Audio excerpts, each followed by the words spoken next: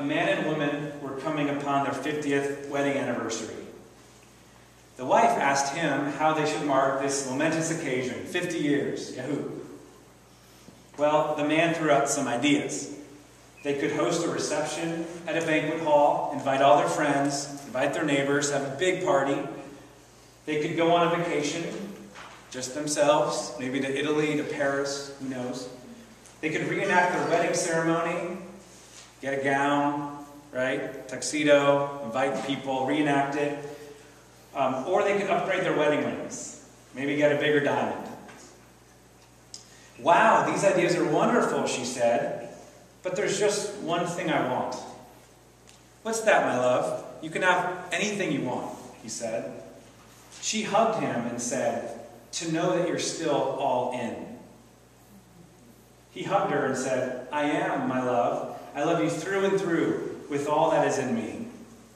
And that's how they marked their 50th anniversary. Nothing else was needed.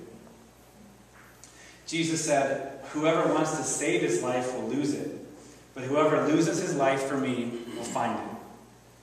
Jesus said, if anyone comes to me and does not hate his mother and father, his wife and his children, his brothers and sisters, yes, even his own life, he cannot be my disciple.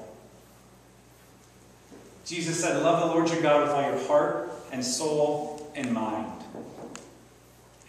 So several years ago, I had this dream. Sometimes God speaks to me through dreams. I saw this wheat field, and it was ready for harvest. It was teeming with wheat, full of wheat. And then I saw these stalks of wheat, bundles of wheat, many bundles laid out. But there was something different about the stalks of wheat. They were soaked with blood. They were stained red. I asked God, what does this mean? This is an odd sight. And he said it was the blood of martyrdom.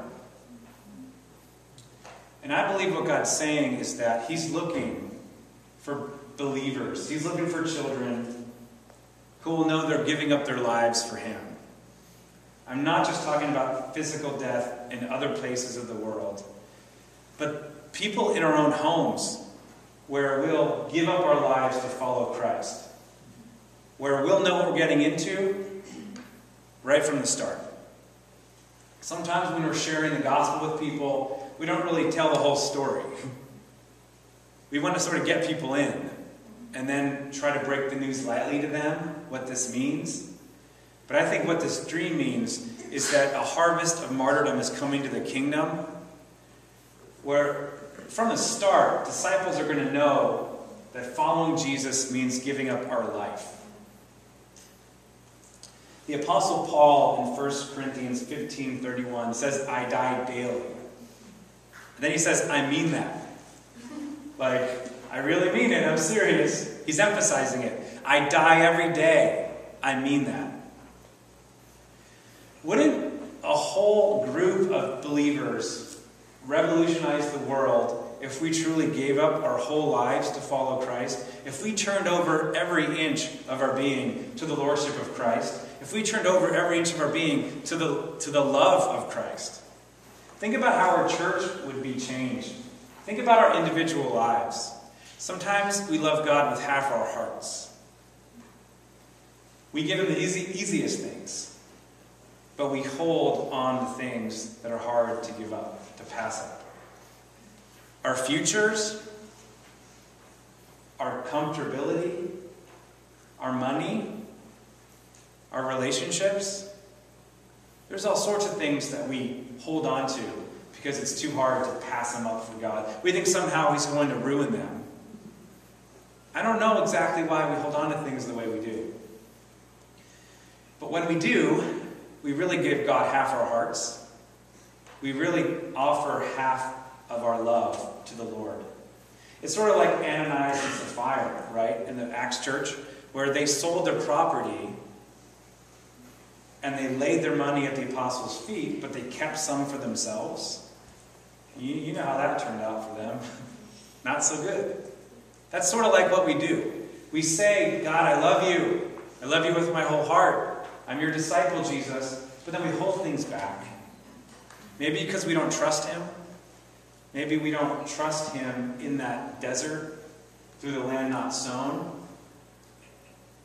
Or maybe we do trust him, but we don't know what it means to really love God. Maybe we've suffered some pain, some trauma, and the whole idea of a loving God is sort of foreign. So we will follow him, we'll obey him, but we really don't fall desperately in love with him. And we, compared to how we love others, hate God rather than hate the other devotions in our lives. But loving God means trusting him even though the desert's there. Even though the purpose hasn't been made clear. Still opening ourselves up for him. So loving God means counting the cost.